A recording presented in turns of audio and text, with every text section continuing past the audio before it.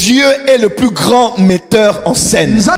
Il est le Dieu de la prédestination. C'est pour ça qu'il te dit, hein, j'ai mis devant toi la vie et la mort. Mais moi je te conseille, choisis ce chemin-là. J'aimerais dire à quelqu'un, avant de voir les aides de la destinée, ma prière, que Dieu t'amène à découvrir ce qu'on a écrit dans le livre qui te concerne. Que tu vois la femme que tu vas épouser, l'homme que tu vas épouser, la ville dans laquelle tu dois être, l'église à laquelle tu dois appartenir. Dieu a élevé des prophètes dans le corps du Christ parce que ce sont les hommes des livres de vie. Les prophètes ont la capacité de voir dans les livres ce que Dieu a prévu pour les nations. C'est ce qu'ont vu Esaïe, ce qu'ont vu Ézéchiel, c'est ce qu'ont vu Daniel, c'est ce qu'a vu Zacharie, c'est ce qu'a vu Jean d'Apocalypse. Ils ont vu les choses qui concernaient les nations de la terre. En cette semaine, quand tu dormiras, que le grand metteur en scène te connecte aux choses qui t'appartiennent. Quelle est ta destinée? Quel est ton destin? Quel est le but pour lequel Dieu t'a appelé? Les anciennes civilisations croyaient que le destin était même une entité spirituelle. Il y a une série sur Netflix que beaucoup de gens ont suivi.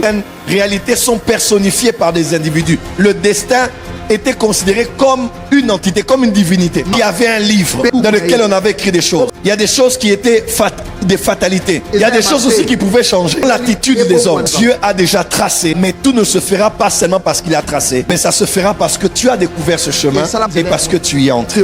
Je prie que Dieu te fasse grâce. Ne vis plus une vie pour la vivre. Tu dois vivre dans ta destinée.